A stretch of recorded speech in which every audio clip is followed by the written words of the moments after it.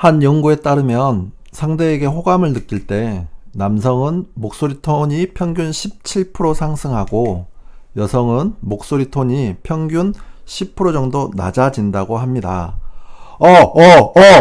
제 목소리 톤이 20% 정도 상승하고 있습니다. 그만큼 여러분들께 호감을 느끼고 있다는 표시겠죠.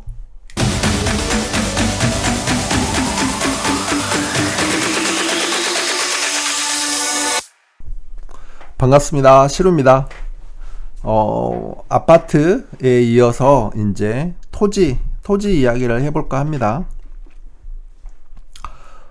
보니까 아파트가 거의 1시간 정도 이야기를 한 것 같아요. 거의 1시간 정도를 이야기했고, 이제 이어서 토지 얘기를 해보겠습니다. 자, 토지 투자의 장점이 있습니다. 장점. 단점도 있죠. 장점이 있습니다. 상승폭에 제한이 없다. 아파트는 얼마나 오르나요? 아파트도 많이 오르죠. 근데 그 퍼센테이지로 보면 많이 오른다고 하면 한 2배, 3배 이 정도 오르는 거죠. 근데 토지는 실은 그런 게 잘 없죠.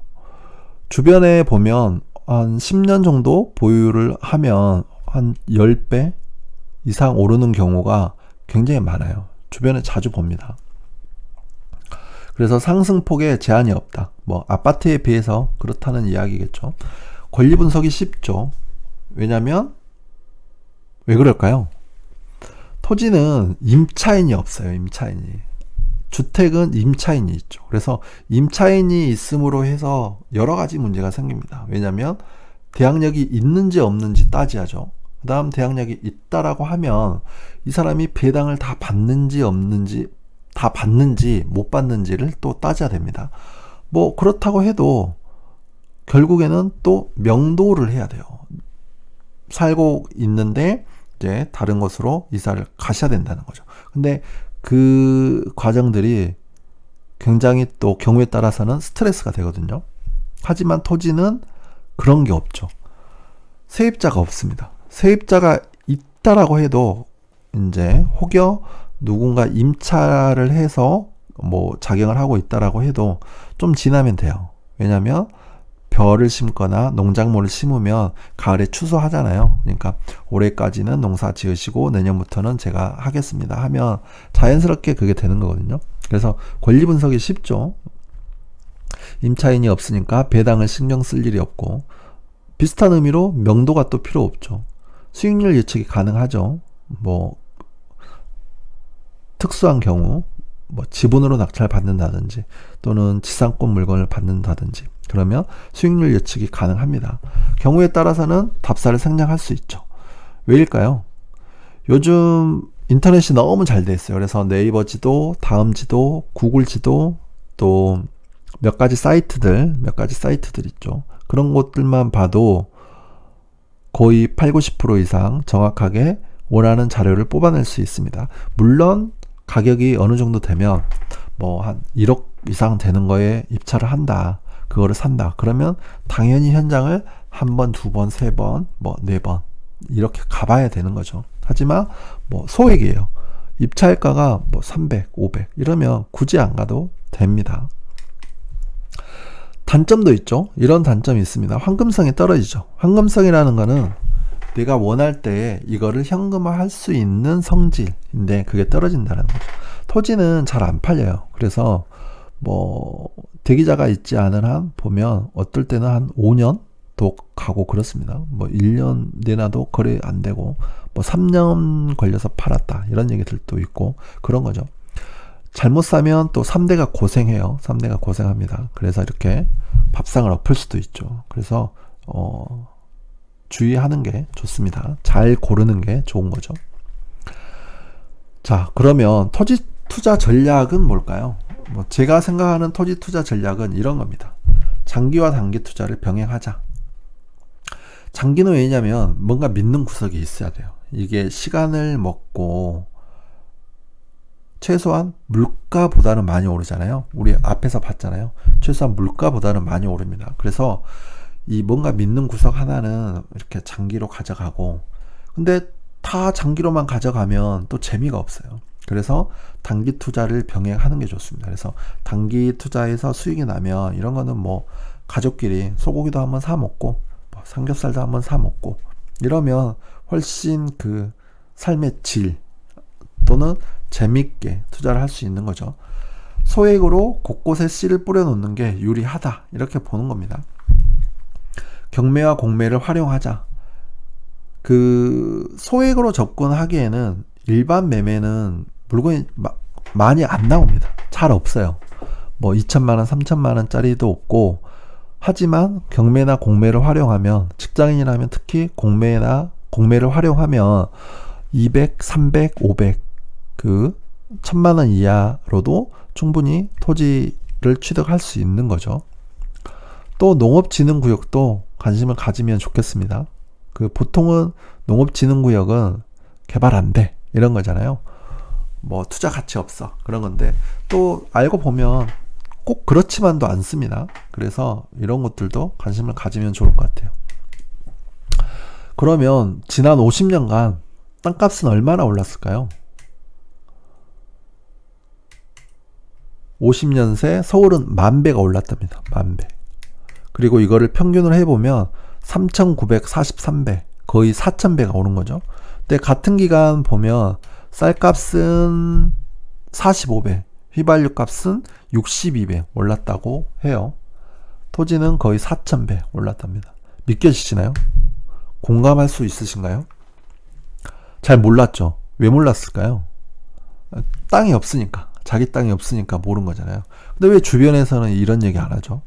내 땅이 한 1000배 올랐어. 이런 얘기 하신 분들 잘 못 봤잖아요. 왜 얘기를 안 할까요?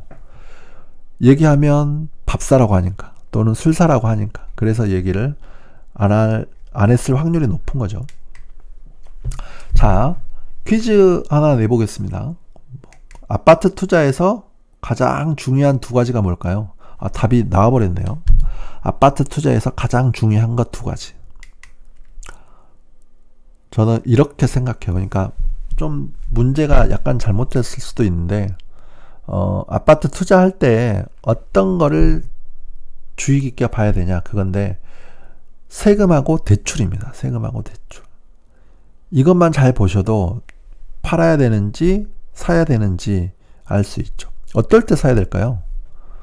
세금 혜택을 줄 때. 세금 혜택을 줄 때. 또 대출을 많이 해줄 때. 그러니까 뭐를 줄 때네요. 대출을 많이 해주고 세금 혜택을 많이 주고 이럴 때죠. 세금 혜택은 어떤 걸 주냐면 양도소득세를 5년 동안 감면을 해줘요. 그러니까 5년 동안 오른 거에 대해서는 양도소득세를 이제 안 내도 된다는 거죠. 그게 가장 최근에는 2013년도에 있었죠. 1가구 1주택자들이 가진 아파트를 사면 양도소득세를 5년 동안 안 내도 되는 거죠. 5년 동안 상승분에 대해서는. 근데 그게 2013년에만 있었냐? 그건 아니에요. 그 전에도 있었습니다. 심지어는 70년대에도 있었어요. 70년대에도. 그래서 앞으로 이제 보시다가 앞에서 그 말씀 드렸잖아요. 역사는 순환하듯이 재테크의 가장 기본은 순환한다는 것이다. 언제까지 오르지만도 않고 하염없이 떨어지지만도 않는다. 그래서 앞으로 또 이런 양도소득세 혜택을 줄 때가 있을 겁니다. 이제 가까운 시일만 봐도 요즘 지방 같은 경우에는 미분양이 많잖아요. 이런 게 또 장기화되면 미분양 아파트를 이제 취득을 하면 여기에 대해서는 또 5년 동안 양도소득세 감면 혜택을 줄 수도 있습니다. 그러니까 그런 것들을 유심히 살펴봐야 된다는 거죠. 그리고 대출은 LTV 올려주죠. 60, 70, 80 가져다 써라. 금리 낮춰주고 이런 거죠. 그러니까 이럴 때는 사는 게 맞죠. 근데 이제 바꿔서 생각을 하면 양도소득세 중과를 해요. 중과를. 또 세율을 올려요. 대출을 줄입니다. LTV 계속 줄여요. 뭐 DTI, DSR 이런 거 해요. 그러면 뭐 사기에 좋은 시기는 아니라는 거죠. 뭐 투자 목적이라면 파는 것도 좋고 그렇게 타이밍만 잡아도 뭐 수월하게 할 수 있죠. 그건 아파트 얘기고요. 그러면 토지 투자에서 가장 중요한 건 뭘까요? 토지.